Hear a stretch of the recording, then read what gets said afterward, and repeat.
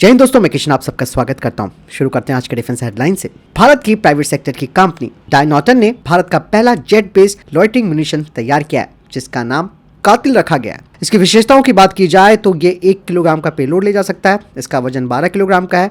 इसकी स्पीड है 600 किलोमीटर प्रति घंटा। ये ऑटोनोमस रूप से ऑपरेट हो सकता है। इसके अलावा ये GNSS डिनाइड इन्वायरमेंट में नेविगेट कर सकता है। फायर एंड फॉरगेट क्षमता इसमें है।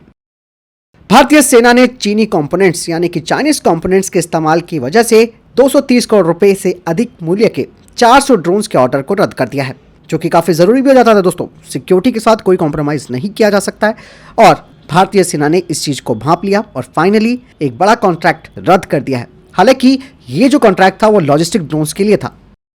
इस बार एरो इंडिया 2025 में आप कैट्स वॉरियर का फुल स्केल वर्जन देखेंगे। कुछ तस्वीरें वायु एयरस्पेस की तरफ से सामने आई हैं।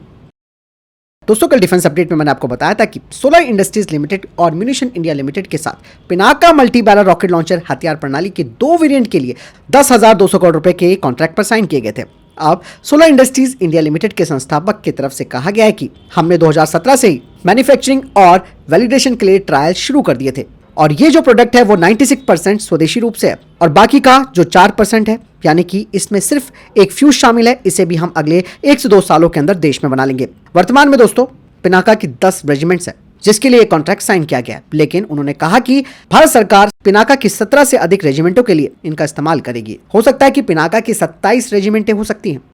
उत्तर प्रदेश में अब ब्रह्मोस का प्लांट बनना शुरू हो गया है। नए प्लांट में ब्रह्मोस NG वेरिएंट का निर्माण किया जाएगा और हर साल 80 से 100 मिसाइलें तैयार की जाएंगी। HAL की तरफ से कहा जा रहा है कि वो भारत के 5th जनरेशन के फाइटर जेट EMCA का 1:1 मॉडल एरो इंडिया 2025 में दोस्तों चाइना ने अपने नए GL6 एक्टिव प्रोटेक्शन सिस्टम का टेस्ट किया है, जिसका वीडियो भी उन्होंने रिलीज किया है। बता दें कि इस प्रोग्राम का मकसद है टॉप डाउन और हॉरिजॉन्टल अटैक्स को रोकना। GL6 सिस्टम को ATGM और RPG सहित विभिन्न खतरों का मुकाबला करने के लिए डिजाइन किया गया है, यहां तक कि ड्रोन से लॉन्च किए जाने वाले खतरों का भी।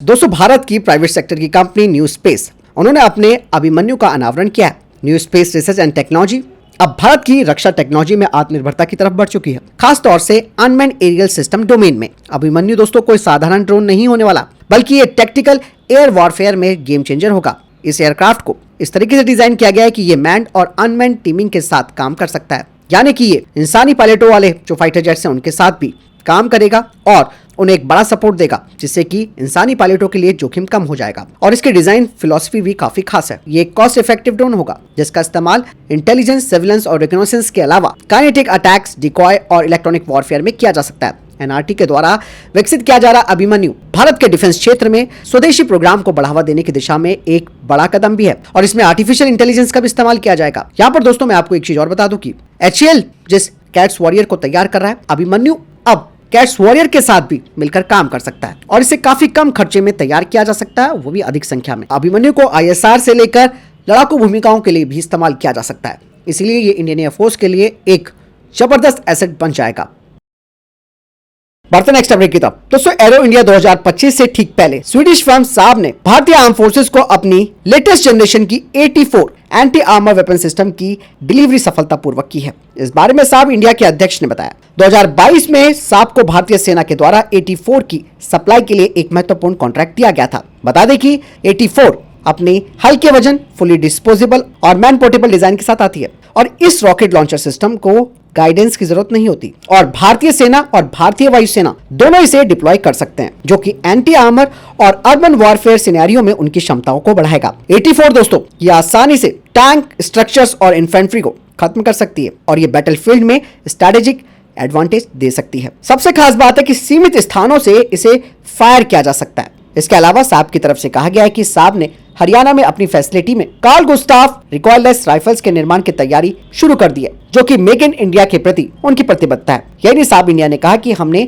84 की डिलीवरी पूरी कर ली है, अब हमारी हरियाणा फैसिलिटी से कार्ल गुस्ताफ हथियार पर काम चल रहा है और हम इंडस्ट्रियल लाइसेंस की प्रतीक्षा कर रहे हैं। उम्मीद है कि इस साल की शुरुआत में इसका निर्माण शुरू हो जाएगा। कार्ल गुस्ताफ की भी अगर बात की जाए तो ये एक मल्टी रोल वेपन सिस्टम है और दशकों से भारतीय सेना के साथ सर्विस में है।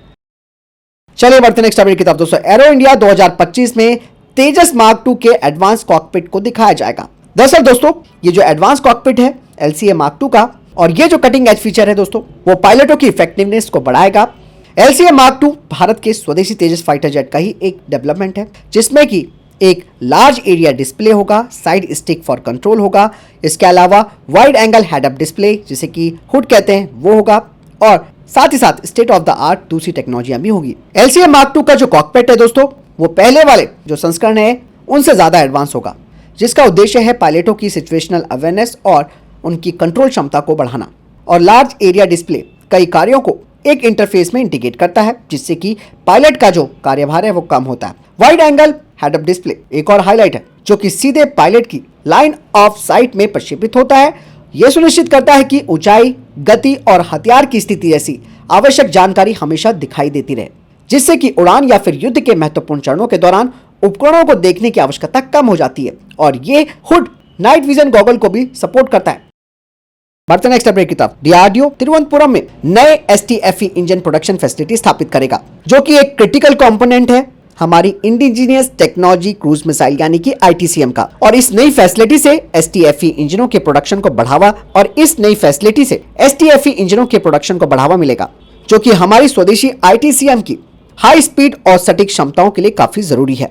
और इस तरीके से भारत अपनी मिसाइल सिस्टम में जो प्रमुख कंपोनेंट्स है उनके लिए अब रशियन सप्लायर्स पर अपनी निर्भरता कम कर लेगा। और इस नई फैसिलिटी के अलावा दोस्तों, भारत के ITCM के लिए जो यूजर ट्रायल्स किए जाने हैं उन्हें सुविधाजनक बनाने के लिए ब्रह्मोस एरोस्पेस भी कम संख्या में STFE इंजनों के उत्पादन के लिए काम कर रहा है, जिसके लिए उसे कॉन्ट्रैक्ट भी दिया गया था। STFE इंजन दोस्तों हमारी ITCM मिसाइल के लिए काफी महत्वपूर्ण भूमिका निभाएगा, जिससे कि मिसाइल लंबी दूरी पर सटीक हमले कर सकती है। इस मिसाइल को स्ट्रैटेजिक स्ट्राइक के लिए इंजीनियर किया जा रहा है, जिसमें कि मिनिमल टाइम लैग होगा, यह अपनी स्टेल्थ विशेषता को बनाकर रखेगी और दुश्मनों के एयर डिफेंस सिस्टम्स को चकमा भी देगी। इसीलिए दोस्तों STFE इसका एक प्रमुख कंपोनेंट है, जो कि मिसाइल के लिए प्रपल्सन प्रदान करता है, जिससे कि यह उड़ान के दौरान अपनी हाई स्पीड और इफेक्टिवनेस को बनाए रखे। HAL भी दोस्तों अब अमेरिका के प्रीडेटर C एवेंजर ड्रोन की तरह अपना एक नया हेल क्लास का UAV तैयार कर रहा है, जिसका इस्तेमाल इंटेलिजेंस, सर्विलेंस और रिकॉनेसेंस यानी कि ISR भूमिकाओं के लिए भी किया जाएगा और साथ ही साथ स्ट्राइक मिशंस के लिए भी। आपको बता दें कि ये जो नया हेल क्लास का जेट पावर्ड UCAF है, इस पर अभी काम चल रहा है। और खास बात है कि इसका डिजाइन स्टेल्थी होगा और ये उच्च गति से उड़ान भरने में सक्षम होगा और हाई एल्टीट्यूड तक पहुंचने में सक्षम होगा।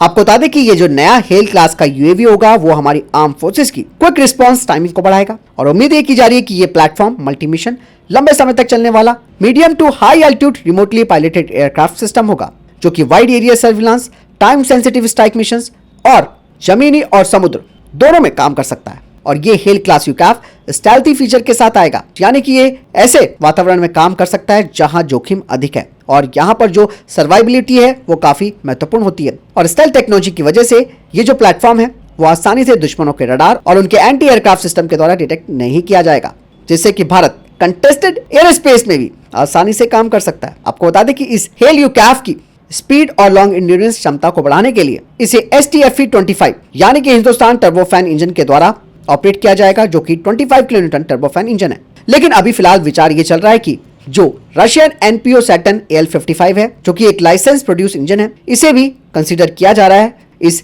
हेल क्लास के UCAF के लिए, क्योंकि अभी STFE-25 का जो डेवलपमेंट है वो HAL के द्वारा किया जा रहा है और इस इंजन को आगे के जो चरण है यानी कि आगे के फेस है उस दौरान इस्तेमाल में लाया जाएगा। दोस्तों, इंडियन आर्मी ने पाकिस्तान के साथ घुसपैठियों को मार गिराया। इनमें से 3 पाकिस्तानी आर्मी के जवान शामिल थे और ये घटना 4 फरवरी की है, जब पुंछ जिले के कृष्णा घाटी के पास ये आतंकी LOC के पास घुसपैठ कर रहे थे और सेना को इसकी जानकारी मिल गई थी। मारे गए 7 लोगों में से 3 से 4 पाकिस्तान के बॉर्डर एक्शन टीम जिसे कि बैट कहा जाता है उसके लोग थे। दरअसल दोस्तों, बैट जो है ये क्रॉस बॉर्डर ऑपरेशन करने में माहिर मानी जाती है, इसीलिए इनका खात्मा भारतीय सेना ने तुरंत कर दिया।